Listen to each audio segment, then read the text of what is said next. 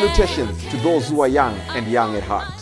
Oremi, Madamfo, Enyim, Salam alaikum, Hola, buena gente, Bonjour, legend, Linja dumelang, Murigaboto, Muliwanji, Murigaboto, Makadin, Karibu, Mwakaitawani, Munotambere. Welcome to Blackview SDA online platform. This is a place where your soul will find rest. Did you know every Wednesday and Friday at 6:15 p.m. we have consistent midweek prayers? Not only that, during the day from Monday to Friday, if you need a soulful song, please tune into our platform and indeed you'll find rest for your soul. On Sabbath, which is Saturday, we have services from 8:30 right up to 6 p.m. What do you expect to find? We have got the church at study, Sabbath school, music. It's story time. Even our little ones, the children, will find solace on Blackview online worship platforms. Yes, not only are they going to receive a powerful sermon for them, but including the songs, and they'll sing the songs of Zion in the comfort of your home. Yes, you are waiting for the power hour as we receive the beautiful words, the wonderful words that come from the word of God. In the afternoon, we have got powerful discussions, not only for the young, but even for the old, as we prepare this journey on this planet Earth before the sundown. Yes, there is a sermon that will usher you into the new week as you listen to God speak to you. What are you waiting for? Tell your friends about it. Don't forget to join us on YouTube and Facebook. Like our page and subscribe to our YouTube channel. God bless you as we meet on Blackview online worship platform. Nobody can stop me. Don't you wanna go? I'm going there. Nobody can stop me.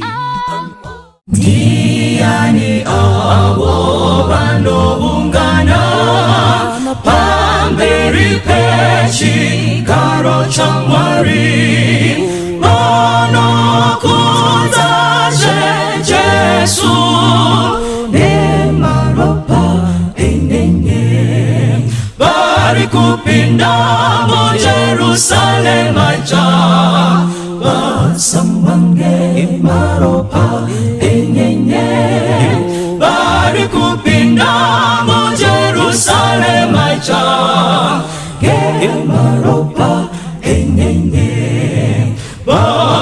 bakadawira msitara Jesu bamwe bachiri baduku bakanzwa sititi take maropa enyenye bari kupinda mu Jerusalem aja wasamwane maropa enyenye bari kupinda mu Jerusalem aja maropa enyenye awo wakanzwa jemadamuto Jesu akawa parunyararo kuzorora moyo maropa enyenye bari kupinda mo Jerusalem aja ne maropa enyenye bari kupinda mo Jerusalem aja ge maropa enyenye bakaita mu basara Jesu wakana kukana pakanaka wachafara narini maropa enyenye bari kupinda mo Jerusalem aja wasambange ne maropa enyenye bari kupinda mo Jerusalem aja ge maropa enyenye waponeswa wamila panyanza chite makufa jesejapera rufaro jena marini maropa enyenye vari kupinda Jerusalema ivo vasangane maropa enyenye vari kupinda Jerusalema ivo maropa enyenye vari kupinda Jerusalema sambane maropa enyenye vari kupinda Jerusalema maropa enyenye maropa enyenye basambane maropa enyenye. Kwazi waivana vaMwari, toda kutenda Mwari zvikuru kuti wakatidzosa kubva pandakamborwara. Toda kutenda vose vakandinamatira, tikutenda nevakandirapa zvikuru. Toda kutenda Mwari. Tadzoka zvakare pachirongwa chevhangeri, shoko raMwari. Pazuva ranhasi tine nyaya yakasimba kwazvo. Musoro wedu wenyaya unoti iwo usamurega achipfuura pati 2. Usamurega achipfuura pati 2. Zvinhu mukati muupenyu huno rega zvikudarike. Ungadarikigwa nezvimwe zvose asi usadarikigwa neshoko raMwari. Usarega Jesu achidarika muupenyu hwako. Kana Jesu achipfuura noupenyu hwako, ngaasiye wafanana naye.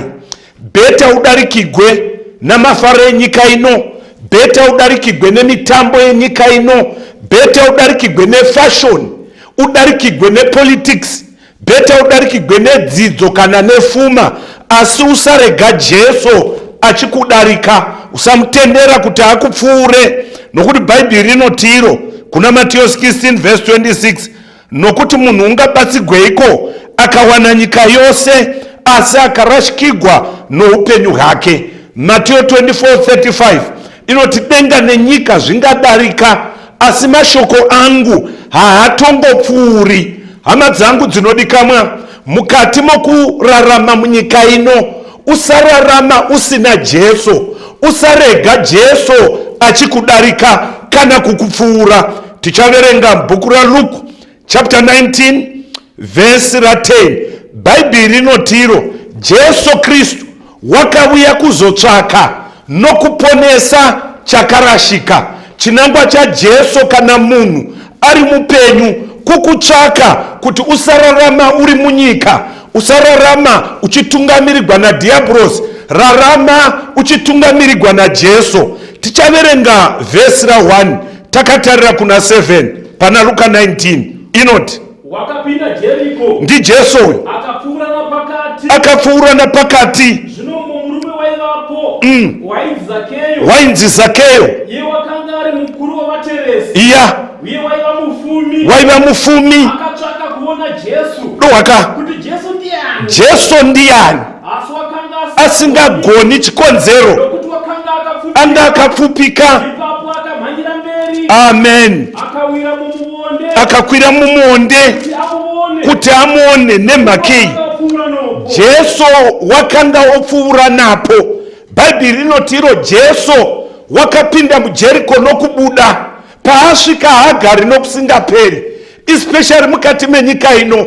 Kana shoko raMwari rinopinda richidarika, vanenge varigombedzera kugara mavari ndovoga vanoponeswa. Zakeyo, Bhaibheri rinotiro wakanga ari mufumi, akafuma kwazvo, ari chief tax collector.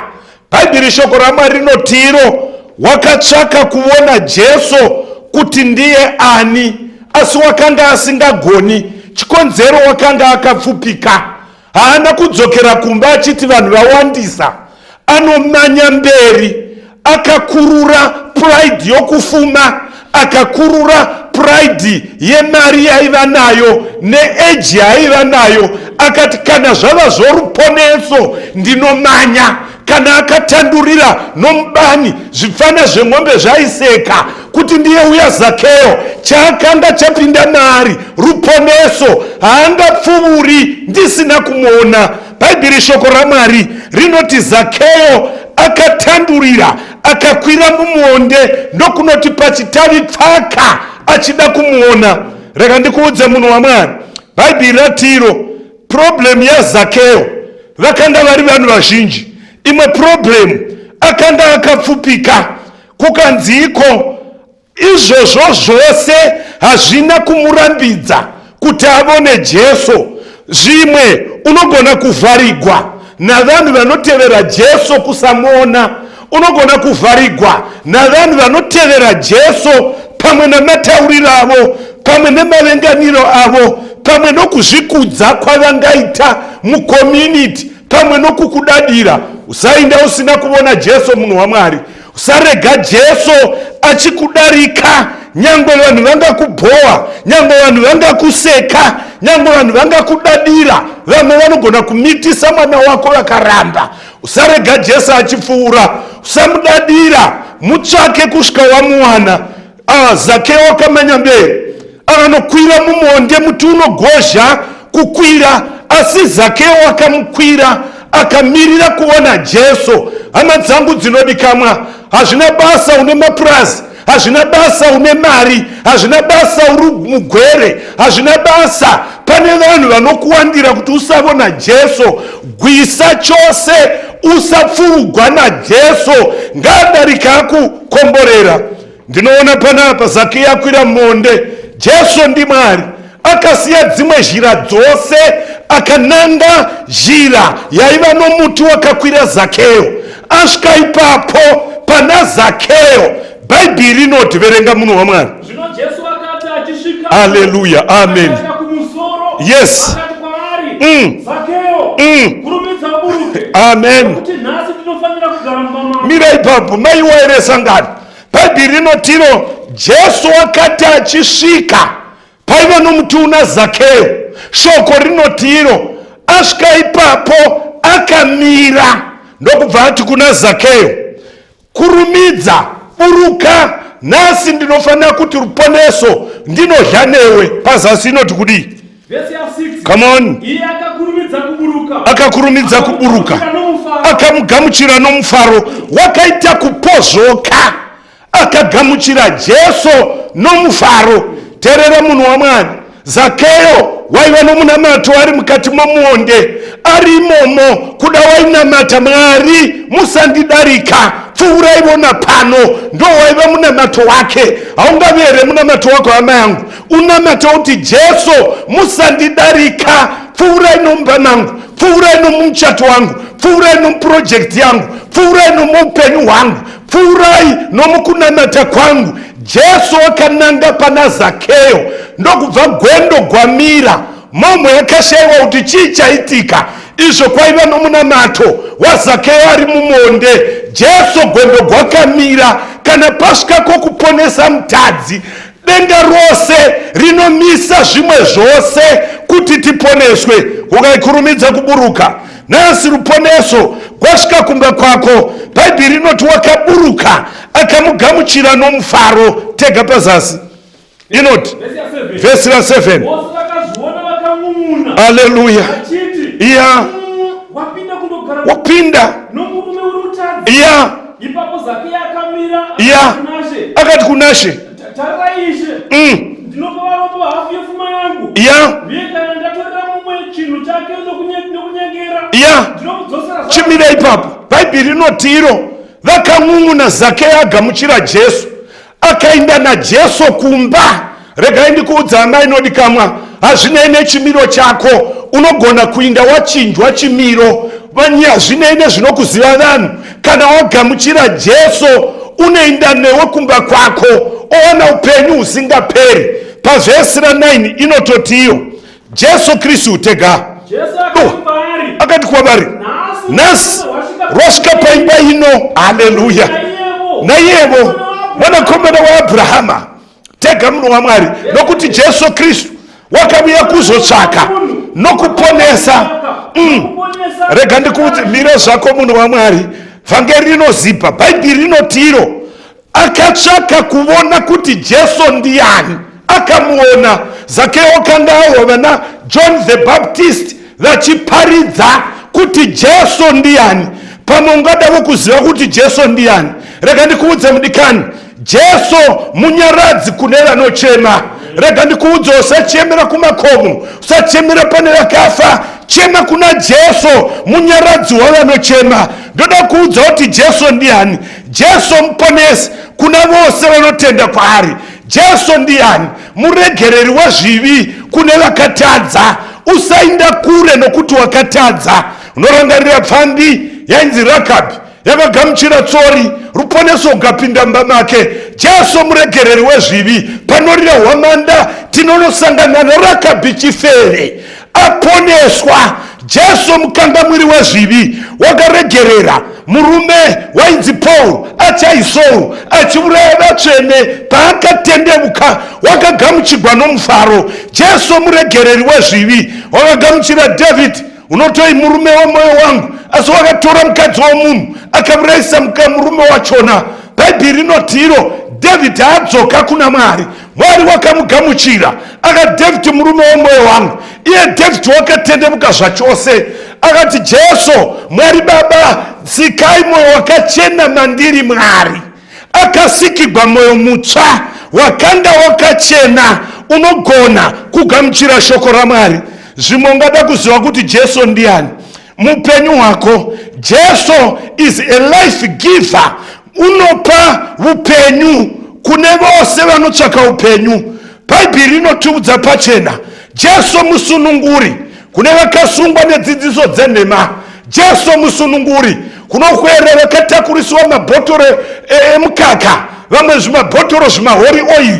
Hazvishandi. Sunungurwa uzive doctrine yechokwadi kuti unogona kunamata Mwari akakugamuchira.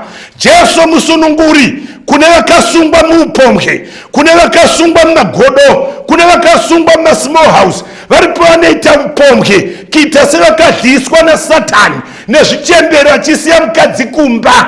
Jesu ndiye oga unokusunungura. Rega ndikuudze hama dzinodikamwa, chivi chinosunga munhu mbira dzakondo. Munhu wakadzidza unofamba netrauzi rakabvarugwa pamabvi sebenzi. Munhu wakadzidza unomwa doro risingamuwi nyangwe nemha. Munhu wakadzidza unosiya mukadzi achindovata nezvifeve zvinopa edzi nezvigwere. Munhu wakadzidza haazivi ramangwana rake. Unokurigwa nechembere yakagamuchira Jesu, inoziva kuti upenyu huno haugari nokusingaperi. Rega ndikuudze Jesu ndiani. Jesu mugadziri wepakakoromoka. Satani idzenga wakakoromora imwe michato yakakoromogwa naSatani.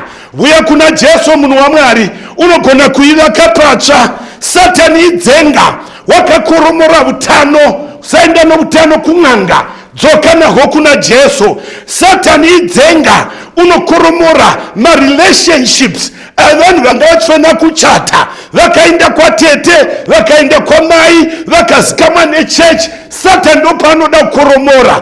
Uya kuna Jesu muvaki wemichato nomusimbisi wayo. Ndati Satani idzenga unokoromora imwe michato ine misodzi, imwe michato ine kusungurudzana. Jesu zvakare ndiani? Marko chapter 5, mupe upenyu, unomutsa vakafa, haana chaanokonewa. Vakaziva kuti Jesu ndiani havana kumurega achipfuura. Marko chapter 5 verse 21 na 22 inoti Jesu akati ayambukira zvemhiri waka negwa, vanhu vazhinji vakaunganira kwaari. vakati kudi Wakanga ari pagungwa, eka mumwe wavakuru vesinagoge wainzi Jairosi iya akasvika achimuona, akazviwisira pasi petsoka dzake. famba muno waMwari, Akakumbira zvikuru kwaari. chimira zvako. wainzi Jairasi. Unomuona Jesu unoti haapfuuri, anozviwisira pasi. Jesu asati apfuura, Jairasi unoti kumba kwangu hakuna kunaka, kuno mwanasikana otandadza, uyai mumuponese. Jesu unorapa vanorwara. Jesu unomutsa vakafa. Jesu unorapa chivi. Jesu unozarura pfungwa. Jesu haana kuramba, but muzhira wakanonoswa nouya musikana wakamubata. But ndoda kuudza munhu waMwari, ondosvika kumba kwaJairasi pane zvakaitika. Verse 35 iri wapa 35 Wakati achataura, achataura imba yomukuru veimba yemukuru wesinagoge vakasvika vakati kudii, kune wenyu wafa. ngatamudzireko mudzidzisi. Yesu akati achizvinzwa shoko rataurwa akati kumukuru wesinagoge, famba usatya, enda bedzi. ramba wakatsikirira ipapo. Bhaibheri rinoti iro kwaye akati iye usatya, tenda bedzi. Jesu achiinda kumukuru wesinagoge kumba, mukuru wesinagoge Jairus haana kuparadzana naJesu, akati haapfuuri asina kusvika kumba kwangu. Haleluya! Kana ukaita nharo nokutenda wakabata kuna Jesu, haakupfuuri. Jesu une nyasha. Kukanziko chirege kunetsa master, mwana watofa. Uripo situation kumba kwako, mupenyu hwako waunoti iyi handichainamatiri, yatoparara. Izvozvo ndo zvinoda Jesu. Unoti usatya, tenda badzi. Haleluya! Une mwana warovera Mpawa, une vana varovera South Africa, une vana vasateereri, upenyu hwako humwe wakoromogwa naSatani. Usatya mudikani, tenda chete. Pamwe uri musikana wadarika 28 years, 30, 40, hausati waonawo kuchata naye, Bhaibheri rinoti usatya, tenda bedzi. Pamwe wakamitiswa uri kuchikoro uno mwana, vazhinji vanokuseka, vanoti hauchawanikwi, newe unofunga kuti zvakona. Hama mudikani, Bhaibheri rinoti usatya, tenda bedzi. Varipo vane situation inofamba mweya yechina mukati medzimba dzavo, zvimwe unoita zvokutorota, kuona pachena kuti dare raSatani riri pamusha pangu. Jesu unoti usatya, tenda badzi. Wakadzidza, masertificate unawo, basa harisi kumuka, raunowana rine zvivambari zvishoma, wabayiwa nokutsotsewa. Shoko rinoti usatya, tenda bedzi. Hama inodikama, wazama kuvaka dzimba dzinotsemuka, unei uno munyama kwenyu kune ngozi. Jesu unoti usatya, tenda bedzi. Akafamba achinda, asvika pavanhu akaona vachiita mhere, kukai pano pakashata. Jesu akapinda akati kudii, tega munhu waMwari, vasingatendi out, famba munhu waMwari. Eka kukai kudii, eka ndokupinda mukuru wesinagoge. Mupenyu hwako mune mhere, vari kukuudza ucharambwa nomurume uyu, zvaanoda vakadzi sebere. Usatya, tenda bedzi. Hakuna chinokonewa Jesu. Mukoma Jay vane zvose, vane package youpenyu nomufaro nokupisika misodzi yamakore. Rega ndikuudze munhu waMwari, akaona iri mhere, ndokubva ati everyone out. Hamuna kutenda nokupinda navadzidzi nababa vomwana, nokuti vakati musandipfuura. Kukai mwipindai, nyangwe musiri pati yavadzidzi, pindai. Hama kachena kuti usandipfuura. Ndokubva asvika, kukai musatya, mwana uvete. Kwai vati uvete pazasi, kwai kudi, vakati kudi, kwai ndowatarire pazasi mani. Kwai vakati mwana uvete, kwai vakamunzwa vakati kudi pazasi. Varipo vanhu vasingazivi kuti Jesu unogona zvose. Kana titaura kuti Jesu unopa basa, unopa murume, unopa upenyu, unomutsa vakafa. Ndakamira ndakadai ndakuudza munhu waMwari, ndakangofanana naRazaro, ndakanga ndafa. Mwari wakandimutsa. Ndoda kutenda vaindinamatira, ndoda kutenda vakademba kuna Mwari. Jesu unoti usatya, tenda bedzi kuna Mwari. Iyeyu Mwari uyu pana 32:27 dzaJeremiah unoti iye, tarira ndini Jehovha. Haleluya! Mwari wenyama yose, pane chinhu chingandikona here? Apinda, unobata musikana, unoti talita kumi, zvichishandugwa musikana muka, musikana wakamuka. Akazhasadza. Hakuna zvafa here muupenyu hwako? Uya nazvo kuna Jesu munhu waMwari. Kana zviripo iwe ndo unozviziva, wadi kuuya nazvo kuna Jesu. Usarega achipfuura, Jairus wakamutsigwa mwanasikana. Marko chapter 5 verse 25. Nyaya munoziva, kwaivapo umwe mukadzi waiva nokugwara kwokubuda ropa kwemakore 12, akati anzwa nezvaJesu asagoni kusvika pano kuti vanhu vazhinji vaifamba naye. Bhaibheri rinoti iyo haana kuora moyo, haana kudzokera kumba, wakahwedera. Haleluya. Hama dzinodikanwa mavhangeri angawanda, hwedera kune raJesu rinoti that says the Lord. Usatarira vanhu vazhinji vanoparidza, iwe hwedera pana Jesu. Rega ndihwedere pedo newe, kanjiti hwedera kuna Jesu, hwedera pa that says the Lord. Kana Mwari akati usamwa doro ukarega kumwa doro, hauna kuteerera mupfundisi, wateerera Jesu. Jesu unoishoko ramari. Kana Mwari akati usaita upombwe ukarega upombwe, wahwedera kuna Mwari. Jesu ndiye shoko, ukaita zvareva shoko waponeswa. Akati usanamata vakafa ukarega kunamata vakafa, wahwedera kuna Jesu. Kana Jesu akachengeta sabata, usati kwedu tochengeta svondo, hwedera kushoko ramwari, nokuti Jesu ndiye shoko ramwari. Let me hold on this. Rega ndimboderedza mbichana, imboende pana zvakazarwa ndaukupa chapter 19 pavhesi 11. Ndoda kuti uzive kuti vanhu vachaponeswa vanomira neshoko ramwari. Come on, verse 11. Ipapo ndakaona kudenga kwazarurwa. Yeah. Ndikaona bhiza jena naye wakanga akagava pamusoro. Haleluya. No, ndi Jesu. Verse 13.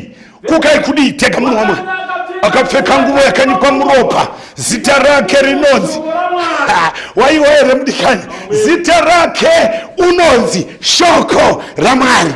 Ukamira mushoko ramwari, wagamuchira Jesu, wava naye, zvose zvaunoreva unoita. Pamusikana akaverevedza akabata nguvo yaJesu, kwai ipapo ivhesi 29 tiri kuna Luka kai, akaporeswa pakurwara kwake. Jesu akati ndiani wandibata seasingazivi. Kainana Pita, imwi vanhu vakakumbiridzai muvavoni, munobvunza sei? Kukai uripo wandibata, bata nokutenda, denga rinokuitira. Bhaibheri shoko ramba rinotiro abatiwa nguvo, garment, ropa rakapwa, akanzwa kuti wapora. Ndoda pavhesi 34 inoti kudii? Pane nyaya yakati kwaari mukunda haana kuti gamendi rawabata rakuponesa. Vanhu vaivofamba nemadhende vachiti chidhende chinoponesa, haana kuti tsvimbo inoponesa, haana kuti puwa holy oil yokuNigeria kana yekumagamtree kana kuti pfeka nhumbi chena. Unoti your faith yakuponesa. Tinoponeswa nokutenda kwako, uchitenda muna Jesu Kristu.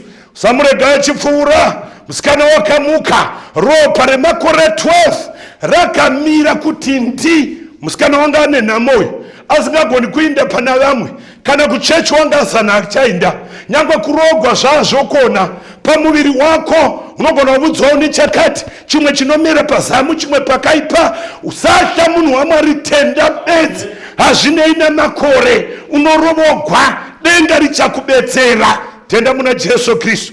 Ndatorera pachena kutenda muna Jesu, kutenda mushoko raMwari. Genesis chapter 18. Sodoma rasviba, Mwari ofunga kuriparadza. Bhaibheri shoko raMwari rinoti vatumwa vatatu naJesu waivapo vakapinda nomuSodhomu. Vasati vasvika muSodhomu vakapfuura nepashamwari yavo yainzi Abrahama. Tega verse 3. Come on. Akati kuna ishe wangu, eka kana ndaona nyasha kwa mwuri, usapfuura yeni kwa mrenda wengi. Usarega Achipfuura mani. Abrahama unoti kana ndawana nyasha, musapfuura napano, musarega pfuura napano. Vatumwa vaviri naJesu vakakona napamusha wa Abraham. 6. Come on. Kuka Abraham wakamanya verse 6. Hana kuita chinonoka. Kadzira mapanzi doka ya Abrahama ndokumanya kudanga ndokutora chimwembe chakako. Verse 8 tega rova nomukaka iyaka ndokubva agadzira. Haleluya, haleluya. Iti ameni munhu waMwari vakadya, vatumwa vakadya nyama, vakadya mukaka wakakora. hama mudikani kana usina chokuchinjanisa replacement hungu nyama mwanogera zvigwere asi hachisi chivi vatumwa vakadya. Rega ndikuudze munhu waMwari, Abrahama wakati musapfuura, vakapinda vakagadzirirwa zvokudya, ukanyima uwani zvikomborero mupenyu hwako. Be generous. God Mwari ngaavongwe. Shoko rinoti iro vasati vabuda Mwari ngaavongwe. Ukamukumbira kuti agare mauri adariki Jesu asina kukukomborera. Unoti pavhesi 13 Abrahama, mwe mukadzi wako usingazvarui kana kwapfuura gore uchabata mwana. Kwaye Sara wakaseka. Verse 14 vatumwa naJesu vakati tega kune chinhu chingakuda Jehovha here. Chidarike mirai pano.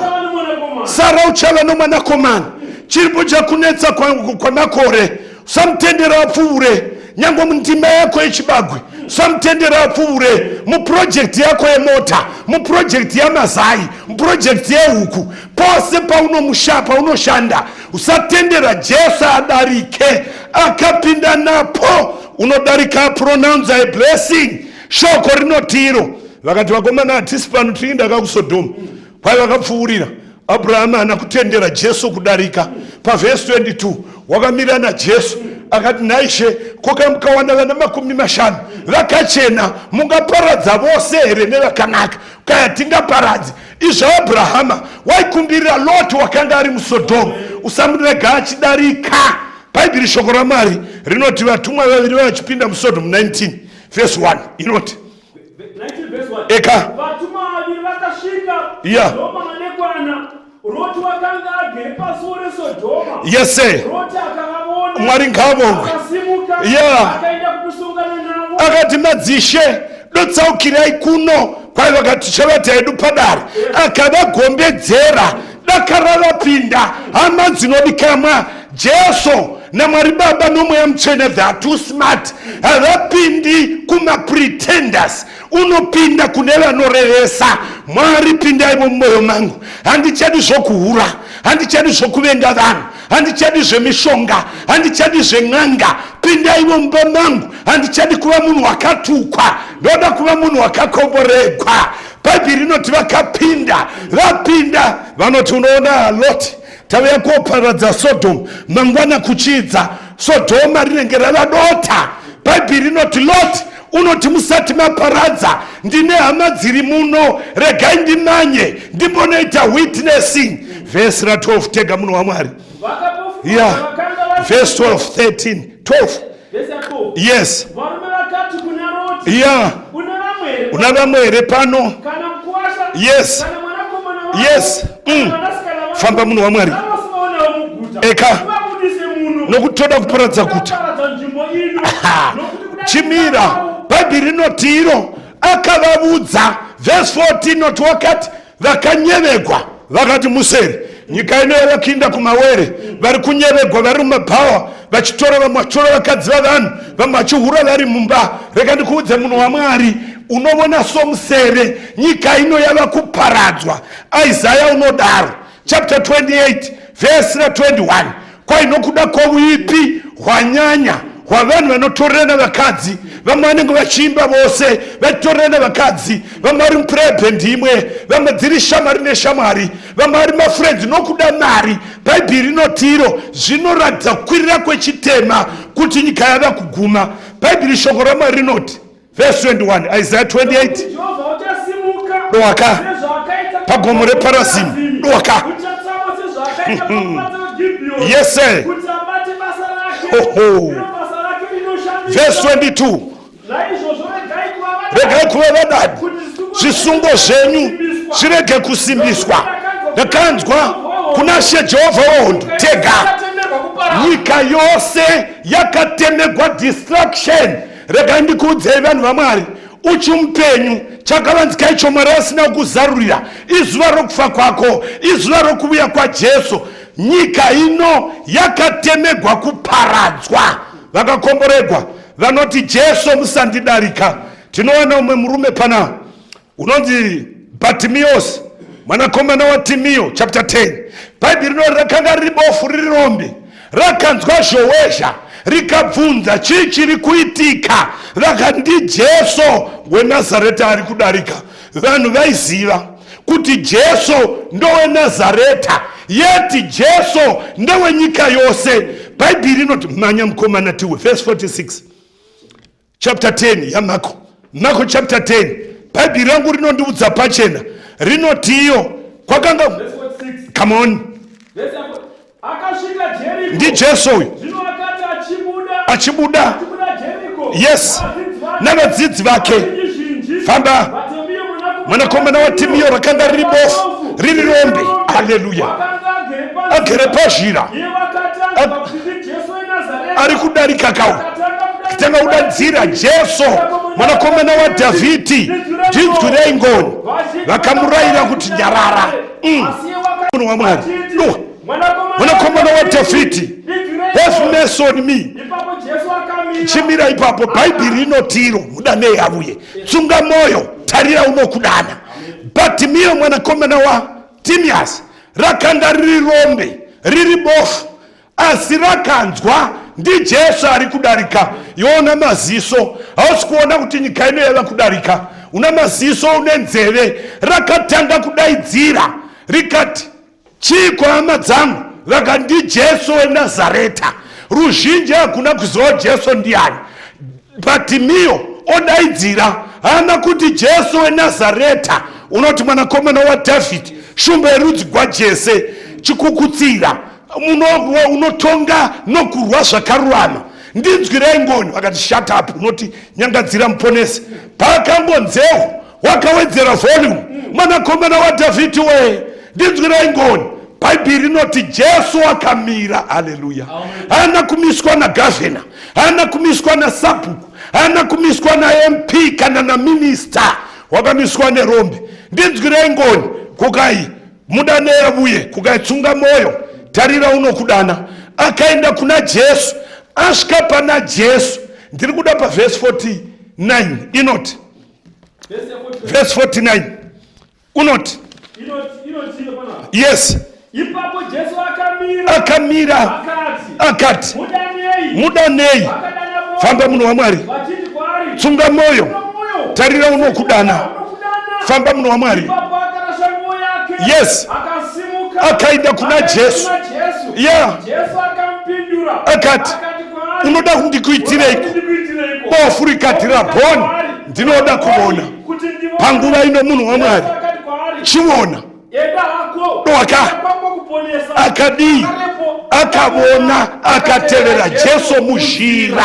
Vakakomboregwa.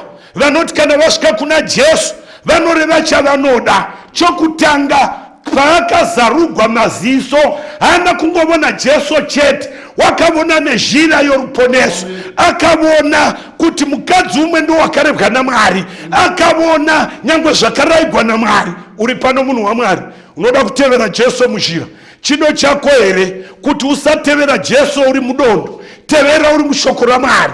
Ndi Jesu usamurega achidarika. Pamaridzo ino usati wandovata, usati wafunga zvinhu zvenyika ino, wadi kuti Jesu musandidarika. Vakomana vaviri vaenda kuEmausi, vakakumbira oita soopfuura, zuva rovira, garai nesu kwava usiku. Akapinda akagara navo, akavapa chingwa, maziso akazaruka, vakamuziva, vakapinda mundima. Unomunamata wakadere, ndoda kunamata newe munhu waMwari. Unoti Jesu musandidarika.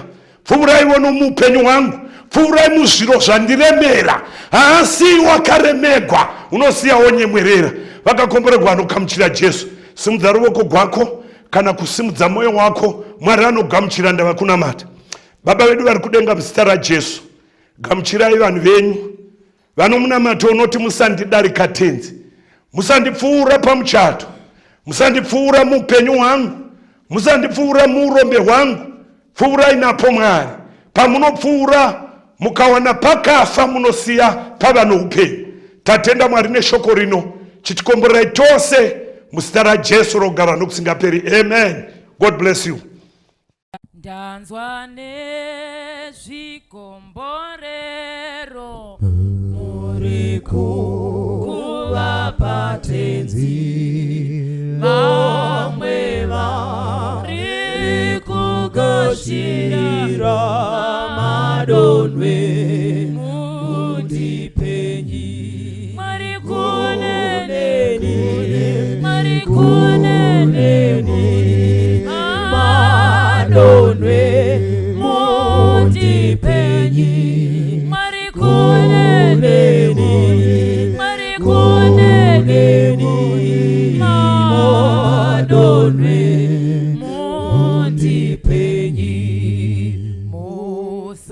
Musani kureba bakananda shata ini itenzimu sazondisi ye mutawe wenyundipenyi marikoneni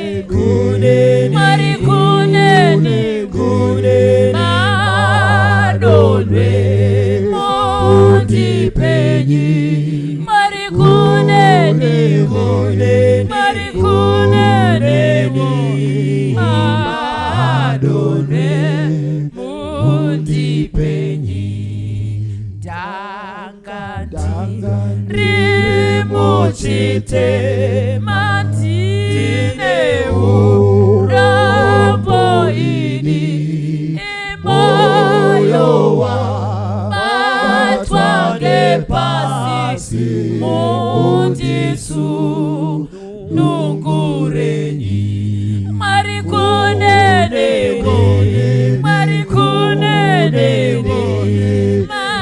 madonwe mundipenyi marikoneni madonwe mundipenyi musafuhu remabofu marapenyi itau bawa wa Jesu arunyara rondipenyi marikoneni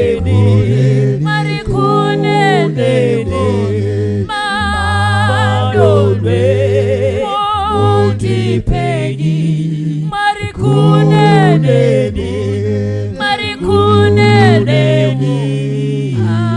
madonwe mundipenyi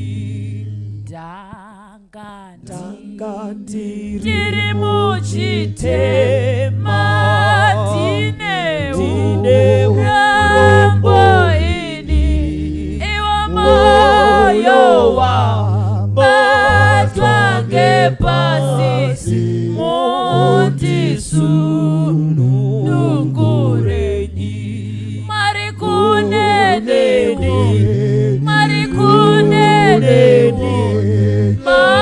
madonwe mundipenyi marikoneni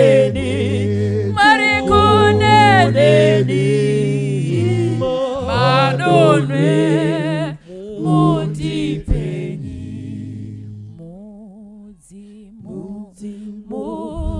musafuhu remabofu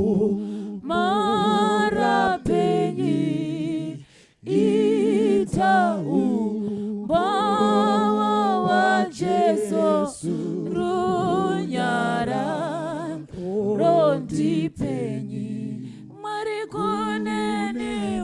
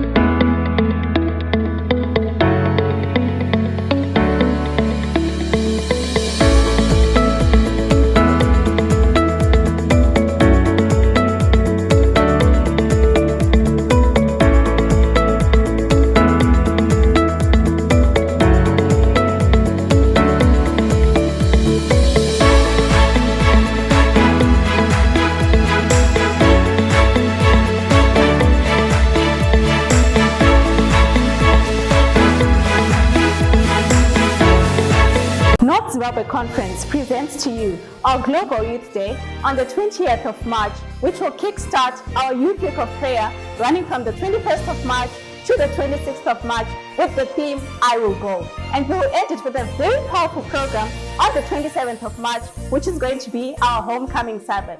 Please do tune in to Black Hill, YouTube and Facebook social media pages. And don't forget to tell your friends to tell their friends, and stay blessed. Remember, I will go.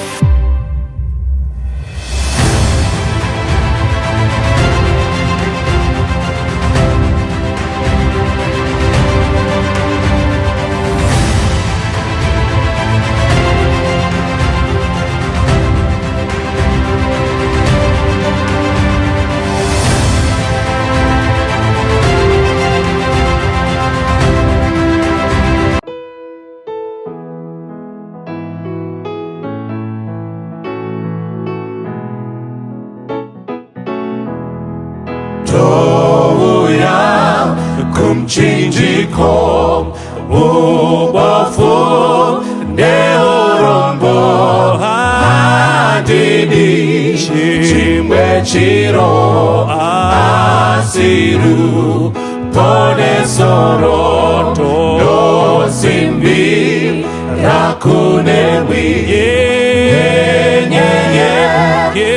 Calvary dinofu kama pasi ndipo beseini Jesu ndo tukuchemera moyo wangu waipa Jesu ye wataura tinozo kuchenura dosimbi kunewi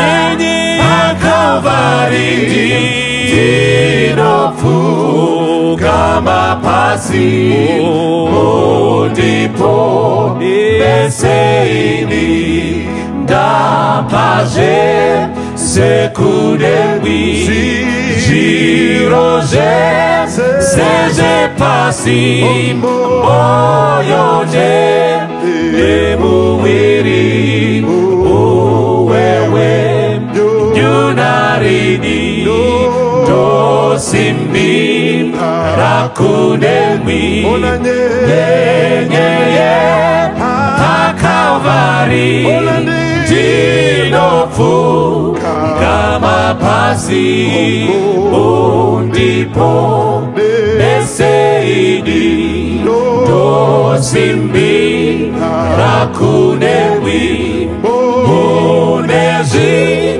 zidzo zenyu zvinonda rapaini eropa rora Kristu dosimbi rakunewi yeye Calvary dinofu kama pasi ndipo beseini Jesu rikuya moyo wangu wazara zvinonda kachenurwa biriku na Jehova dosimbi rakunewi yeye Calvary dinofu kama pasi ndipo beseini dosimbi rakunewi yeye Calvary dinofu kama pasi pasi ndipo neseini nosimbi rakunemwi yenyeye pa Kalvari tinofu kama pasi ndipo neseini ndipo neseini ndipo neseini ndipo neseini